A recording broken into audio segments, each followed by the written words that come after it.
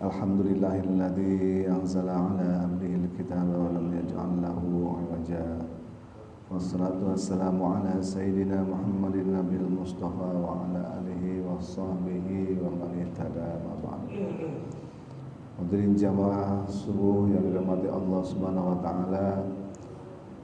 Marilah senantiasa kita panjatkan puji kehadirat Allah Subhanahu wa taala yang telah melimpahkan begitu banyak nikmat kepada kita semua, sehingga pada pagi ini kita masih diberikan kesempatan dan kesehatan untuk bisa melangkahkan kaki ke masjid yang mulia ini dalam rangka menunaikan salat subuh berjamaah, dan insyaallah kita akan lanjutkan dengan ta'lim. Salawat teriring salam semoga selalu tercurah kepada junjungan kita Nabi besar Muhammad sallallahu alaihi wasallam yang telah diutus ke dunia ini untuk menjadi suri tauladan bagi kita semua. Mudah-mudahan kita senantiasa bisa mengikuti jejak langkahnya dan semoga di akhirat kelak kita mendapatkan syafaatnya. Amin ya rabbal alamin. Hadirin jamaah subuh yang dirahmati Allah Subhanahu wa taala, pagi ini kita akan melanjutkan ta'lim mengenai topik akhlak Rasulullah sallallahu alaihi wasallam. Pertemuan yang lalu kita sudah belajar apa itu maknanya akhlak, terutama akhlak yang diberikan oleh Rasulullah sallallahu alaihi wasallam, itu akhlak yang mulia sebagaimana beliau sendiri sabdakan, innamal bu'itsu liutammima makarimal akhlak. Sesungguhnya aku diutus tidak lain hanyalah untuk menyempurnakan akhlak yang mulia.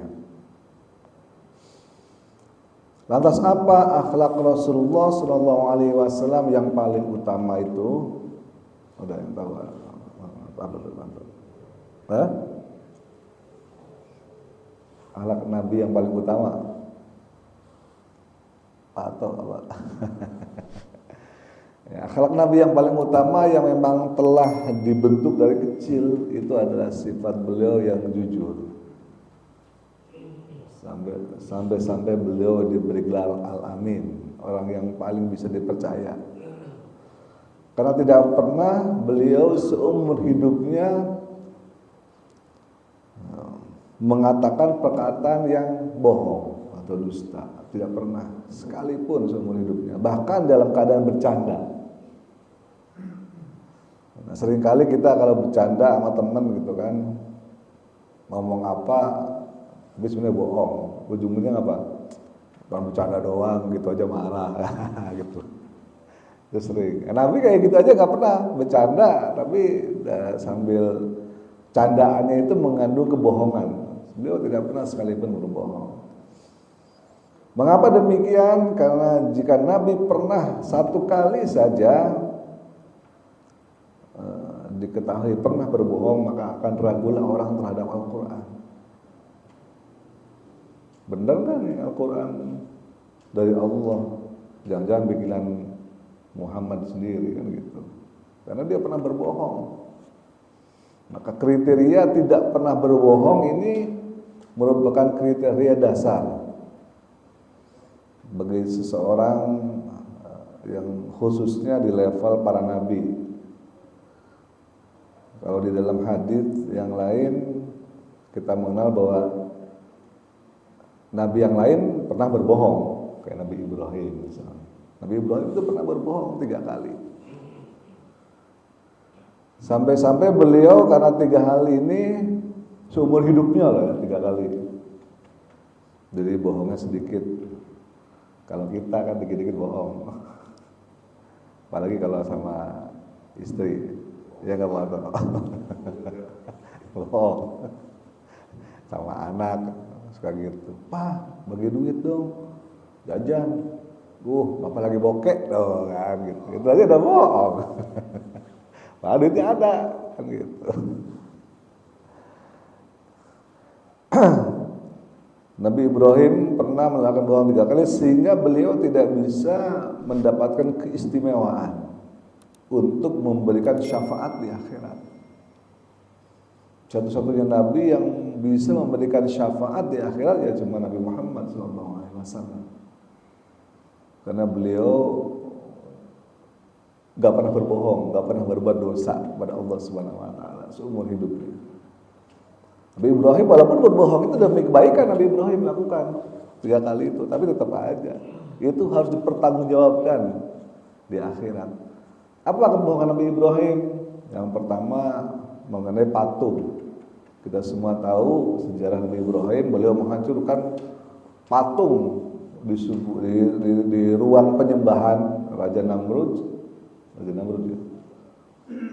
Dan beliau sisakan satu patung yang paling besar dengan digantungkan kapak di leher patung tersebut. Orang-orang udah tahu nih pasti kerjaan Ibrahim ini ngancurin patung yang berani begini, karena memang selama ini dialah yang paling vokal menyuarakan bahwa menyembah patung itu adalah salah. Ditangkaplah Ibrahim alaihissalam dan ditanya, kamu yang menghancurkan patung? Enggak gitu. Kalian enggak lihat itu ya patung yang paling gede, no, lihat ada kapak di lehernya tergantung. Kok kalian nanya saya? Tanya sama patung yang gede itu, kan dia ada kapak itu lehernya udah jelas-jelas itu.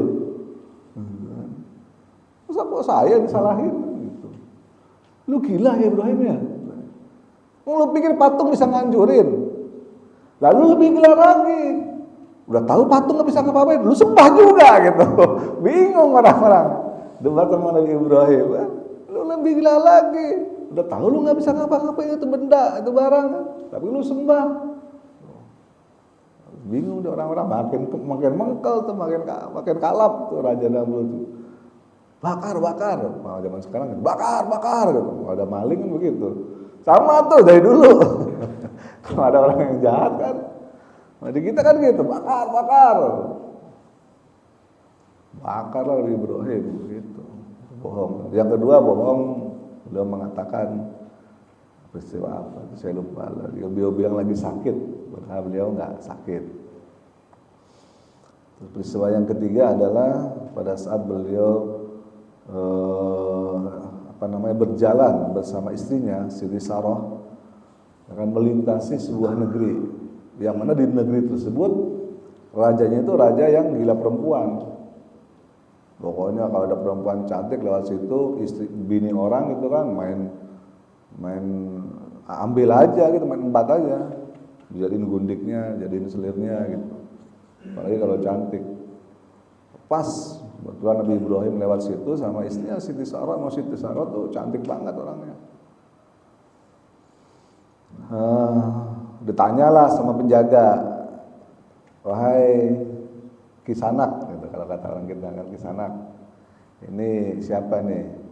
Katanya Nabi Ibrahim,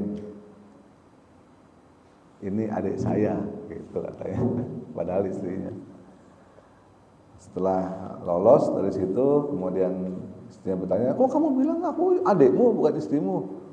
Kata Nabi Ibrahim, saudaramu kan gitu, bukan di sana. Ini saudara saya, saudara perempuan saya, bukan saya. Ya kan kita saudara seiman, kata Nabi Ibrahim begitu. Ya akhirnya di level para nabi hal-hal seperti itu saja yang tetap harus dipertanggungjawabkan di hadapan Allah Subhanahu wa taala. Sehingga para nabi yang pernah melakukan dosa, dalam tanda petik ya dosanya, para nabi kan dosa demi kebaikan juga tetap, bukan dosa menutupi kejahatan. Bukan bohong menutupi kejahatan, tapi bohong dalam melaksanakan dakwah dan kebaikan, itu pun tetap harus dipertanggungjawabkan di hadapan Allah Subhanahu wa taala. Apalagi kalau bohong itu demi menutupi keburukan. Karena untuk menutupi sebuah kesalahan atau keburukan, orang pasti akan berbohong. Dan kebohongan itu akan ditutupi oleh kebohongan yang lain. Terus berlipat-lipat bohong di atas bohong di atas bohong. Sehingga akhirnya menjadilah dia dosa yang bertumpuk.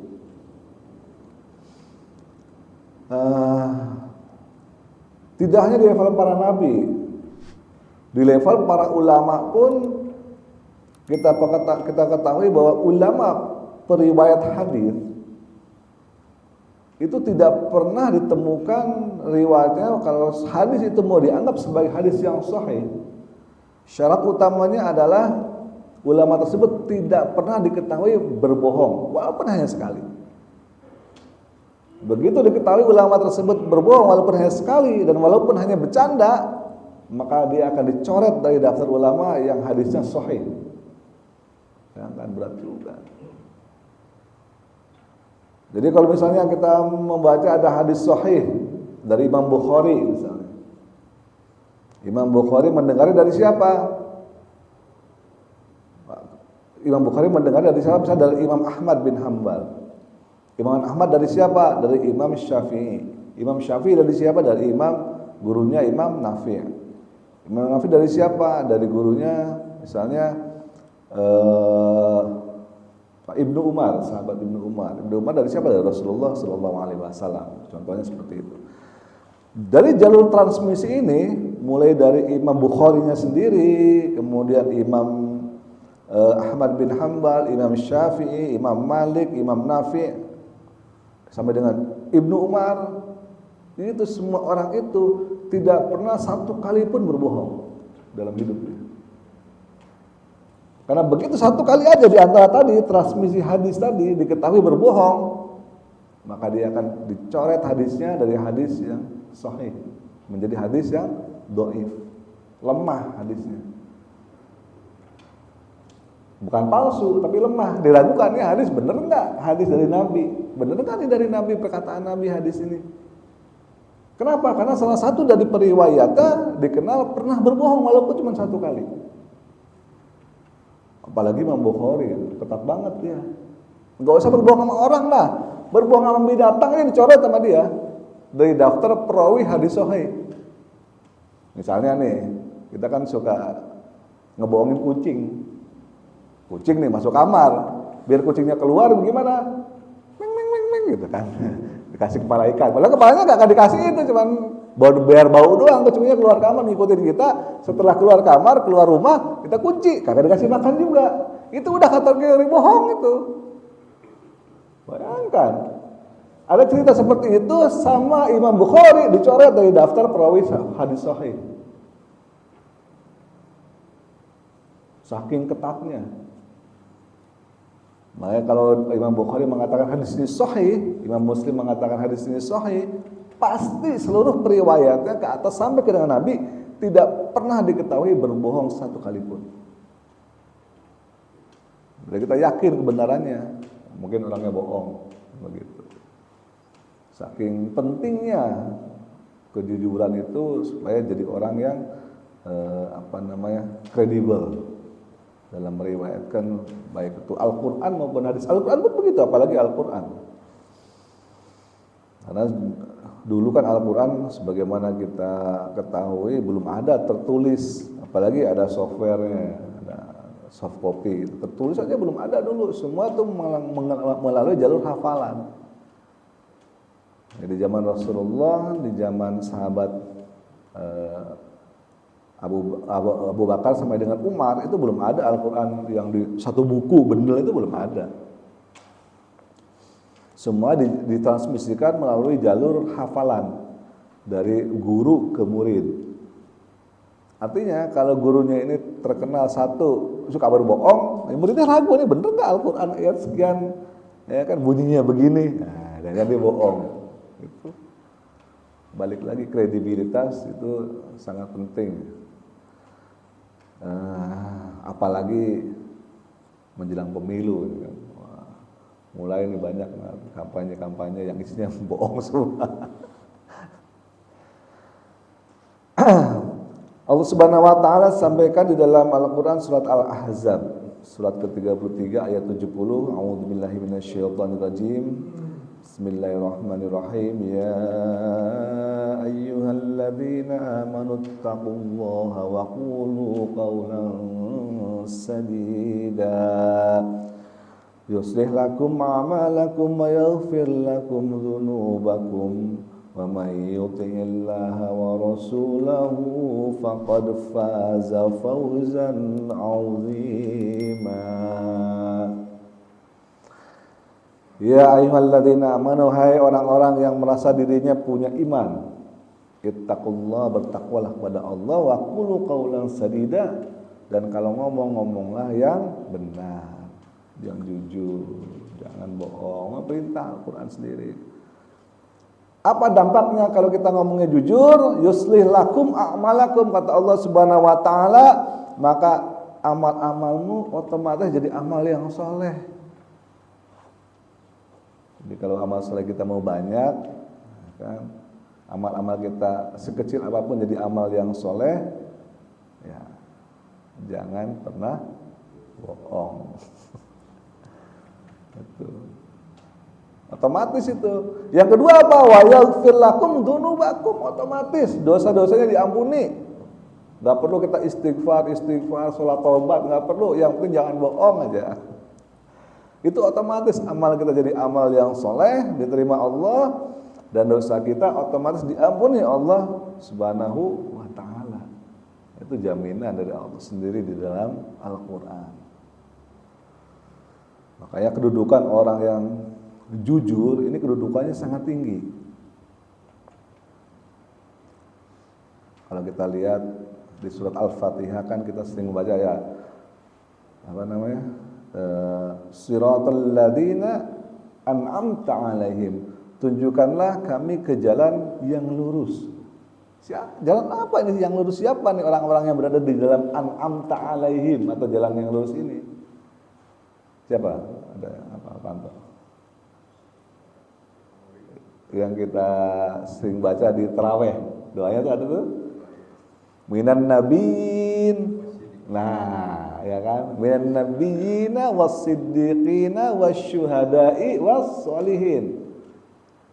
Itu dari Al-Qur'an, surat apa itu saya lupa. Itu dari Al-Qur'an. Jadi orang yang diberikan nikmat oleh Allah Subhanahu wa taala sebagaimana dalam surat Al-Fatihah itu dijelaskan di dalam surat yang lain. Yang pertama adalah minan nabiyyin. Itu golongan para nabi. Itulah orang-orang yang mendapatkan nikmat dari Allah Subhanahu wa taala. Yang pertama golongan para nabi tentu saja ya. Terus nggak bisa dibantah. Yang kedua apa? Level kedua adalah was-siddiqin.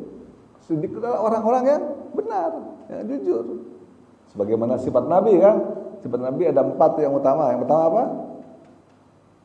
Siddiq. Terus amanah, bisa dipercaya.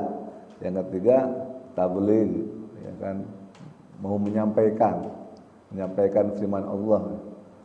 Yang keempat fatona, cerdas. Sifat utama para nabi itu ada 4. Siddiq, selalu benar. Amanah, bisa dipercaya. Ketiga adalah tabligh, selalu menyampaikan. Keempat, fatona adalah cerdas. Jadi siddiq ini sifat yang utama, makanya dan ini levelnya sangat tinggi. Setelah level para nabi, minan nabiyina was-siddiqina adalah level orang-orang yang siddiq, orang-orang yang jujur, orang-orang yang selalu menyampaikan kebenaran, perkataannya jujur. Setelah itu baru apa? Wasyuhada, baru syuhada. Oh, berarti ini syuhada itu di bawah levelnya, di bawahnya orang yang jujur. Padahal kita tahu mati syahid itu mati yang sangat mulia. Orang yang mati syahid bahkan tidak perlu disolat, tidak perlu dikafani, tidak perlu disolati, tidak perlu dikafani, langsung dikubur. Itulah kehebatannya orang mati syahid, dan itu langsung masuk surga tanpa hisab. Tapi itu levelnya masih di bawah orang siddiqin. Ya, para nabi, ya kan, orang-orang yang siddiq, orang yang benar ini, kemudian para syuhada, baru was-sholihin, orang-orang yang beramal soleh. Jadi 4 levelnya itu yang kata Allah SWT mendapatkan nikmat.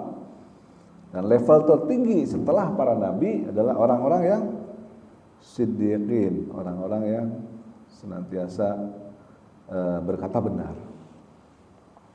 Kok bisa ya orang siddiqin ini levelnya tinggi banget, hanya 1 level di bawah nabi? Karena orang siddiqin ini adalah tadi itu, jika orang itu adalah selalu berkata dengan benar, maka amal-amalnya adalah otomatis jadi amal yang soleh dan dosa-dosanya otomatis akan diampuni oleh Allah Subhanahu wa taala.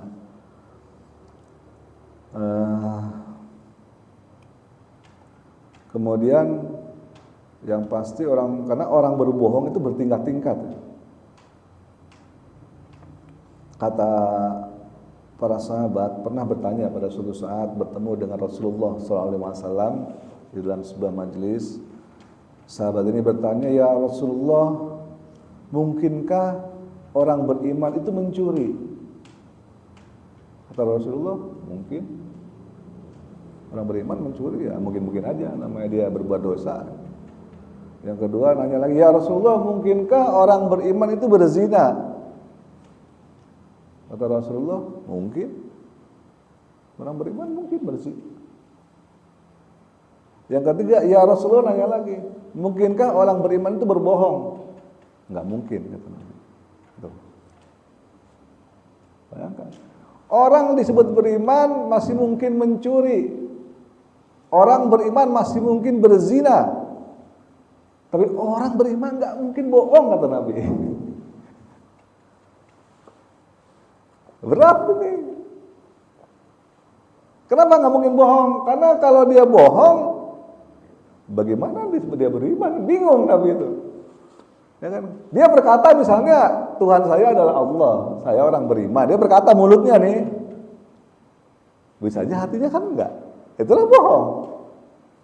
Jadi bohong itu beda antara yang diucapkan, yang dikerjakan dengan apa yang di dalam hatinya. Makanya orang yang bohong adalah orang yang sebetulnya membohongi dirinya sendiri, bukan orang lain. Sebelum dia membohongi orang lain, dirinya sendiri bohongin. Mulutnya kata, "Lapar nggak?" "Kagak, gua udah kenyang." Pada dalam hatinya, "Sebenarnya gua lapar sih." Nah, misalnya gitu. Itu kan bohong tuh. Kan? Orang yang membohong, sebelum orang lain dibohongin, dia dirinya sendiri dibohongin. Karena hati itu tidak akan pernah bisa bohong.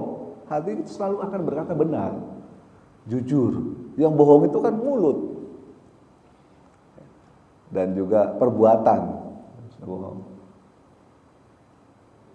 Makanya kata Nabi tadi, orang beriman mencuri mungkin, koruptor mungkin. Orang beriman bahkan berzina mungkin. Tapi orang beriman berbohong gak mungkin. Karena orang beriman berbohong bagaimana caranya? Dia bilang beriman, saya beriman, amanu billah, gitu. Ternyata dia nggak beriman dalam hatinya, dengan bohong. Karena bohong itu bertingkat-tingkat memang. Ada bohong yang levelnya bahaya gitu kan, seperti yang diceritakan di dalam awal surat Al-Baqarah itu kan. Wa idza qila lahum aminu, jika mereka dikatakan kepada mereka berimanlah, aminu. Wa idza qila lahum aminu, wa idza qila lahum aminu, berimanlah kama amanan nasu, sebagaimana orang-orang udah pada beriman. Mereka berkata, qalu anu'minu kama amanas sufaha. Nah, kalau di depan orang-orang Islam dia berkata kami beriman. Tapi begitu dia balik ke kelompoknya dia sendiri, dia akan berkata, enggak, kami enggak beriman, kami cuman bermain-main aja, mengolok-olok. Wa idza qila lahum aminu kama amanan nasu qalu anu'minu kama aminas sufaha. Mereka bilang gitu. Ngapain nggak beriman kayak orang-orang bodoh itu masuk beriman tuh. Itu level bohong yang paling tinggi, level dusta yang paling tinggi, dusta dalam mengatakan nama Allah Subhanahu wa taala. Bilang beriman di depan orang-orang tapi hatinya sebetulnya tidak beriman. Itulah dusta yang paling tinggi. Kalau kita mungkin dosa-dosa kecil lah, yang memang tidak bisa dihindari. Namanya juga manusia gitu. Yang penting jangan jadi kebiasaan. Karena banyak sekali orang yang bohong itu dianggap suatu hal yang biasa, sehingga tanpa sadar dia itu selalu berbohong hidupnya. Banyak yang seperti itu. Terutama misalnya ada pengemis lewat, "Duh maaf Bu, lagi nggak ada receh," misalnya gitu. Tapi tidak ada, itu bohong. Kalau nggak mau ngasih, ya udah nggak usah ngasih aja, maaf Bu. Saya nggak ngasih misalnya, udah selesai, nggak usah bohong. Boleh kok kita nggak ngasih sama pengemis, boleh. Tapi nggak perlu diiringi dengan bohong. Atau sama anak kita gitu kan, nggak punya duit, nggak usah bohong gitu. Kalau nggak mau ngasih aja. Kan lu baru kemarin dikasih jajan, udah habis aja duit lu. Nah misalnya gitu aja, nggak usah bohong, nggak punya duit. Itu kadang karena terbiasa, menjadi kebiasaan kita sehari-hari, sehingga tanpa terasa kita selalu itu berbohong setiap saat, setiap waktu. Jadi kalau bisa ya mari kita sama-sama perbaiki ya. Saya juga kayak begitu kadang-kadang suka. Itu udah sifat manusiawi ya, kita perbaiki aja. Karena dengan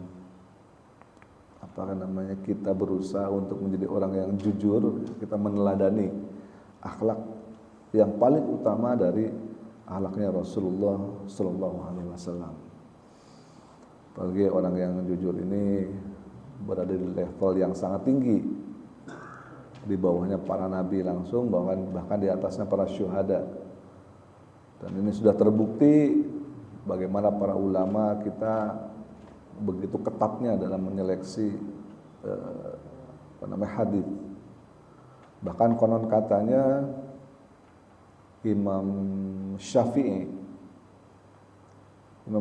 ini waktu umur 12 tahun pertama kali ya, kalau kita mungkin lulus SD gitu, pertama kali disuruh pesantren sama ibunya.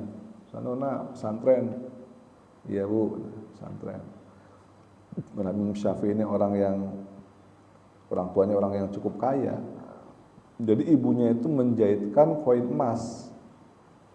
Jadi koin emas itu bukan dikasih di kantong, enggak, dijahitkan di dalam bajunya, disembunyikan untuk bekalnya. Supaya apa? Supaya kalau ada rampok, ada copet, dia nggak kena, karena tempel di baju, dijahitin bajunya. Di dalam bajunya tuh koin-koin emas tuh banyak, dijahitkan sehingga nggak kelihatan. Jadi kalau orang ngerogoh dompetnya, ngerogoh kantongnya, nggak ada duit gitu. Lalu dia kaya, duitnya banyak, koin emas tuh dijahitkan di bajunya. Nah di dalam perjalanan bener aja, jadi rampok, orang ditodong, dibegal, raba-raba, punya duit nggak? Nggak ada duit lu ya? Diraba-raba nggak ada duit. Imam Syafi'i ada, mana nggak ada, lu jangan ini lu gitu kan istilahnya. Ada, di mana coba duitnya? Nih di sini, dijahit, gitu bilang. Coba, bayangkan Imam Syafi'i itu. Kaget kan orang perampok itu, kaget nih orang jujur apa gitu kan, bego apa jujur gitu. Akhirnya apa? Dia melihat nih orang cerdas, punya ilmu gitu kan, walaupun masih kecil tuh. Bayangin, orang Imam Syafi'i itu hafal Quran umur 9 tahun, abad 7 tahun udah hafal Quran. Akhirnya si orang-orang ini yang tadinya mau ngebegal ini, mau malakin ini nggak jadi, malah ikut Imam Syafi'i jadi muridnya. Dia ikut pesantren akhirnya, dibegalin. Karena kejujuran Imam Syafi'i yang memang harus jadi panutan. Dan itulah rahasia bagaimana supaya kita jadi orang yang cerdas. Karena orang yang jujur tuh hatinya tadi tuh akan dibuka, hatinya bersih. Kalau orang hatinya bersih, dia akan mudah menerima ilmu. Sebabnya Imam Syafi'i itu orang yang sekali ada orang ngomong dan dia ingat, dia nggak akan pernah lupa itu seumur hidupnya. Makanya Imam Syafi'i kalau jalan ke pasar, dia selalu tutup telinga. Takut mendengar hal-hal negatif yang nanti dia ingat terus. Dia pengen lupa, tapi nggak bisa lupa. Pengen dilupain nggak bisa. Karena sekali masuk ke dalam kupingnya dia, ingat.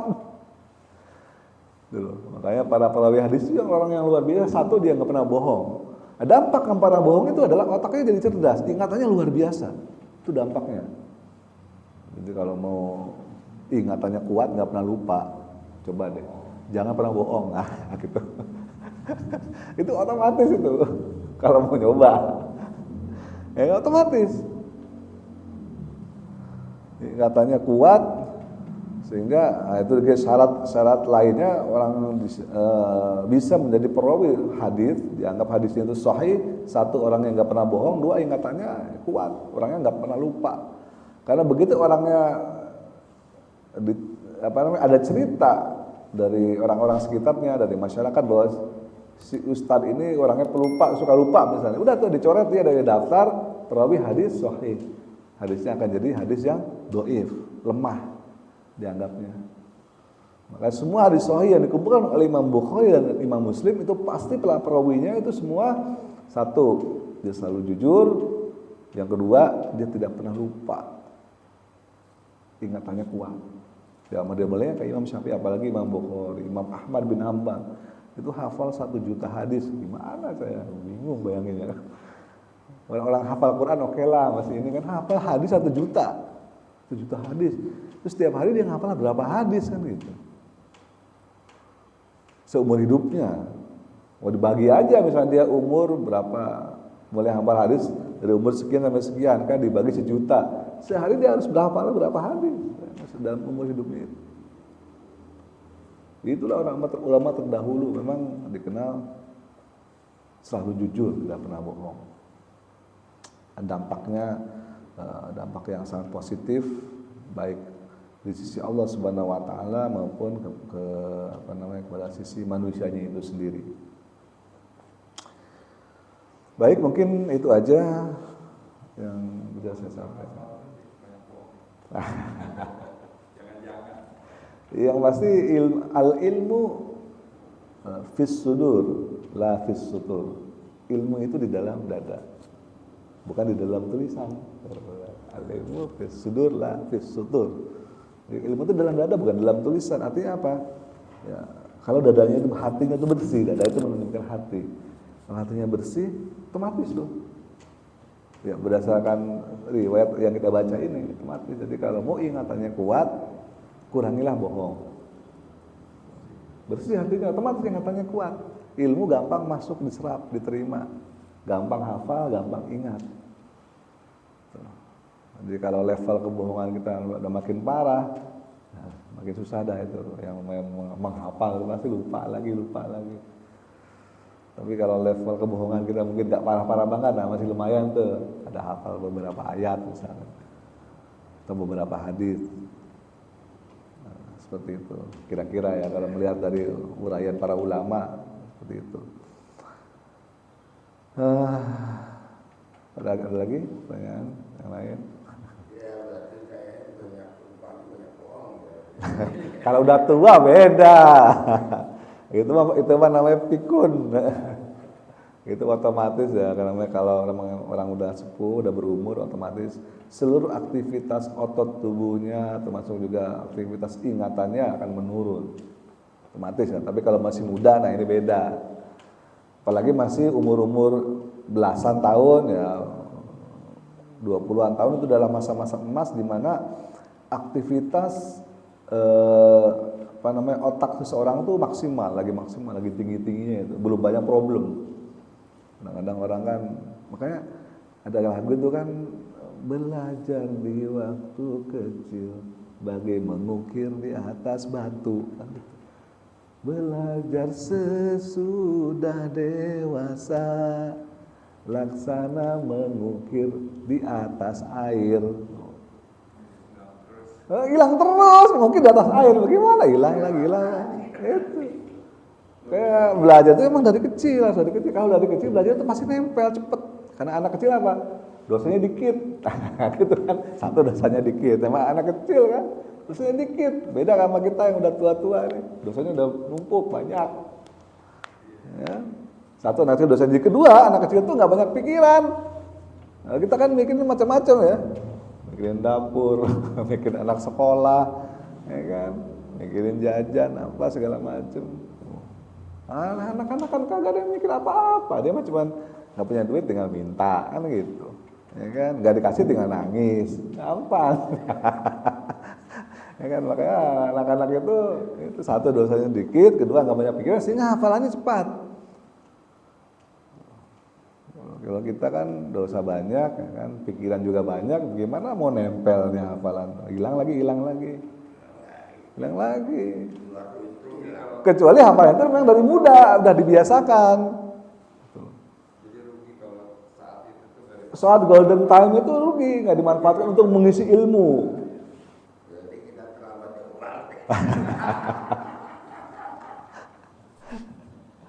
Gitu. Ya udah telat nggak apa-apa, sekarang dengerin aja yang penting kan. Nah itu.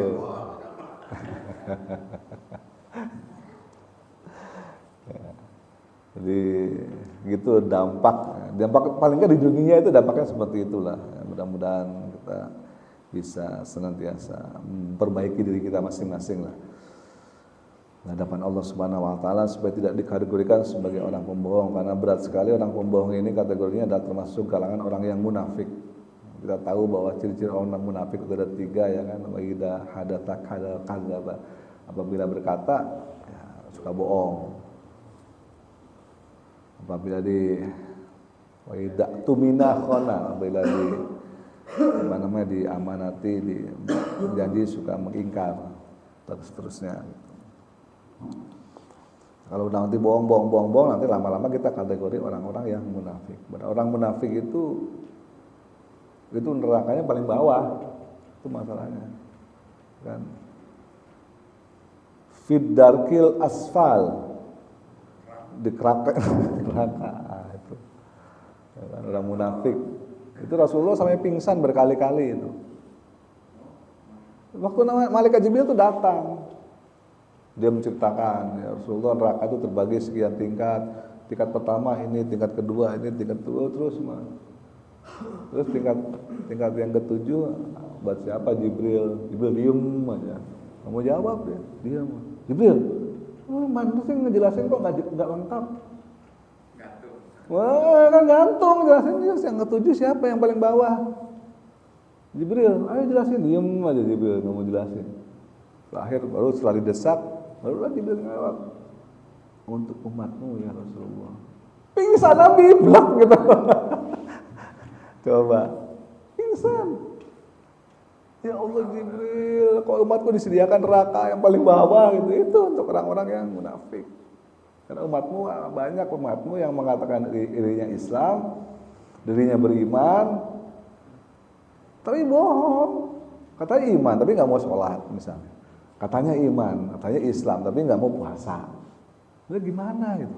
Jadi masih mending kafir aja sekalian, kan gitu jelas. Kalau kafir kan jelas, bahwa bukan orang Islam nih, kafir, jelas. Ya kan? Gentleman kan gitu, jujur juga tuh, nggak bohong kan jujur, gua kafir. Ya gua nggak usah sholat dong, nggak usah puasa, nggak usah zakat, orang kafir, jelas. Nah ini kan dia bilang Islam, dia bilang iman, tapi sholat kagak, puasa kagak, zakat juga enggak. Misalnya. Nah itu yang dikerakkan neraka itu paling bawah yang begitu. Itu yang berat, itu bohong yang paling berat. Sampai pingsan itu Nabi berkali-kali, ya Jibril, apa enggak ada ini, apa namanya keringanan kayak gimana gitu. Hah? Itu pingsan Nabi itu. Saking, aduh nggak maunya umatku gimana, umatku saking cintanya Nabi sama umatnya itu begitu. Dia nggak bikin dirinya sendiri, dia bikin umat. Makanya waktu dia mau meninggal, kalau kita baca la ilaha illallah, enggak, Nabi mah umatku gimana umatku ya Jibril, gimana umatku? Ya kan? Bisa masuk surga enggak? Jangan sampai umatku ada yang masuk neraka satu pun jangan. Nabi itu maunya begitu. Saking cintanya kepada kita.